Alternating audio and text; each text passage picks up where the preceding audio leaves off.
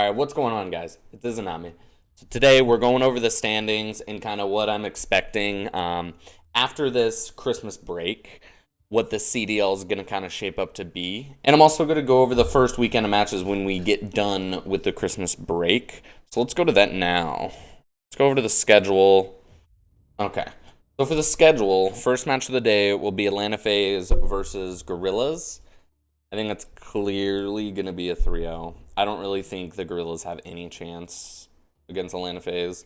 Especially after this break, they should get better. And a better Atlanta FaZe is pretty gross. All right, so the next map we got is Toronto Ultra versus the Seattle Surge. Gonna be real, I expect Toronto Ultra to come out kicking, especially after their 3-0 that they got against Boston. I think they're going to come out with the fire, but Seattle is not an easy team, especially in the search. I'm going to go 3-1. I expect them to at least take the map 2, but besides that, I think Ultra is going to come out. Again, Subliners is the next one. Again, I don't think Rocker really has a chance. I think this is going to be a quick day. I'll give Rocker one map, but out of the bottom 4 teams, Rocker does look the best. So, but against the returning world champs, I don't think they're going to put up much of a fight. So moving on to the Saturday. First match of the day is Heretics versus Seattle Surge. Heretics are currently defending their 3-0 record. Currently have not lost. I'm going to go on a limb. I'm going to say they're going to still go undefeated. And I'm going to say Seattle Surge is just going to have a bad weekend off that Ultra. But I'll give them 2 maps. So I think they'll 100% get a search in the series, and I think they'll maybe steal another map somewhere along the lines. So we'll see. Next one on the Saturday, Gorilla versus Breach. Gorilla versus Breach. I think 100% Breach on this. Do I think Gorillas... I mean, they haven't won a single map, I don't think. Gorillas. Let's see. Let's check on that. No, they've won 4 maps. Jesus. They've won 4 maps, but haven't won a series yet. So it all depends if Boston's coming out hot. I'll do 3-0 Boston. We'll say the Boston comes out hot. So heading over to LA Thieves and Ultra. LA Thieves hasn't been looking as good as I personally thought they would do. A lot of people weren't rating them that highly, but I thought they'd do better than they have been. We'll do close. I think Ghosty will pull them out in the search. And I think they'll steal a respawn. They're not a bad team. They just have not been having the results to reflect it. Ooh, all right. And for the last match of the day, surprise, surprise, it's going to be the Monster Energy game. I think it's pretty clear-cut 3-0. So we'll see. I think that's going to be a quick game. 3-0, 3-2, 3-2, 3-0. I think that's just the way it's going to go. Bottom teams versus mid-pack. Yeah. Moving on to Sunday, as you can see, already a 3-0. For Legion, they're going to get 3-0'd last game and first game on the Saturday and Sunday.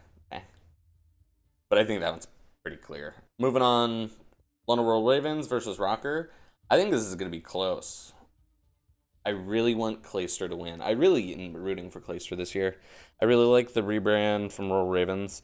I mean, they could have done with a new logo, but I like the color change. Unfortunately, I think Rocker's going to win this. I don't know. All right, and so after the London Royal Ravens, there is LA Thieves versus Subliners. Double points by Monster Energy. I wonder if it's double points as in the team gets double points, or do I get double points on the Pick-ems? We'll see. I think after the close match on the Saturday, I think LA Thieves are going to come out softer, especially against Subliners. I don't think they're going to put up as much as a fight on the Sunday as they are on the Saturday. I don't know. Ghosty really has been impressing me this year. I mean, Sensor called it a very long time ago that Ghosty was going to take over the league and be a very good player, a prominent player. And all the credit to Sensor. I mean, he's been picking them. You know, he called out Jimbo. There's a lot of players he's been talking up, and they've been proving themselves in the league. So I'm really proud of what he's been doing over there at Boston and what the Boston boys have been doing. I think for what they did, they made the 5th best team. For what was available, they did the best that they could. So moving on to the final match of the Sunday of the first weekend back. It's Heretics versus Boston. Do I think Heretics will go undefeated after this weekend? Or after... No, I don't. I think they're going to win a close one. But I think Boston's going to squeak it out. I think they're going to end the streak. I think Heretics is going to have the nerves in the Game 5. I think it's going to go Game 5 round 11, though, personally. So those are my picks for the first weekend. Coming back after this break. So obviously, I'm filming this video a little early. There's still about 3 weeks left. We're coming up to the first weekend of the 3. It's going to be a little slow. I'm going to try to make some content in the meantime. So these are my pick'ems. We'll see how good I do. We'll review it after the weekend. We'll see how good I did. But let's go over... So sorry to flashbang you. So let's go over to the standings. Let's talk teams. Rocker. I think for what they are not showing their capabilities. I feel like they've been operating at their floor. I think their ceiling is a lot better than it could be. I don't know who it is right now, but I personally think if they go 0-7 in this stage, they are going to have to make a change early, or they're going to fall behind. Another team's going to make a change before them, pick up a player they want, and make headway. So, Carolina Royal Ravens, they've been winning games off S&Ds and clutches. The one that they won against Vegas was a clutch. You know, Clayster with his Ninja Diffuse, and it was straight clutches throughout. And anytime they do lose, it's straight because of slang. So, you know, they're playing fundamental. I just think the gun skill isn't there on the team. I think they will have to make a 1 or 2 person change to be able to be competitive in this league.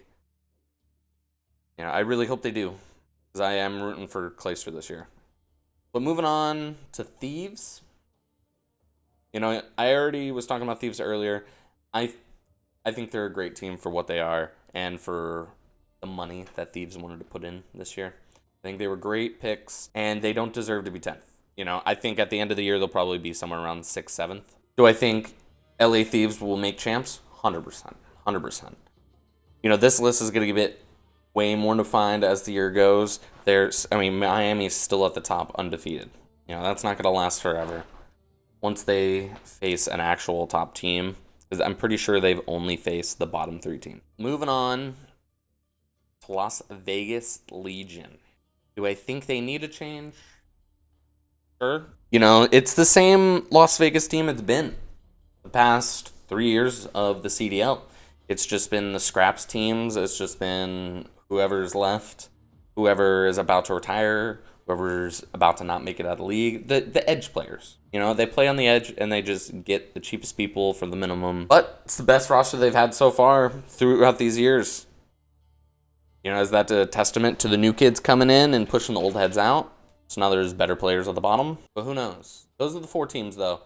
So those are my opinions on that. We'll go through this more as the year goes by. There's not much to talk about other than that there's a clear bottom pack right now. And I wonder who's going to be the first one to make a change. I'm calling it right now. Roll Ravens. I think Clayster's going to be vocal. I think he's going to want a change. He wants to win. He doesn't want to sit here in his last few years and not perform. And I'm rooting for him. So enjoy your holiday weekend. Please, if you're free, join the stream. I said it in my last video, but I'll say it again. Try to do it 7 days a week, streaming from 5 to 10 Eastern Pacific time. Have a great Christmas. Enjoy.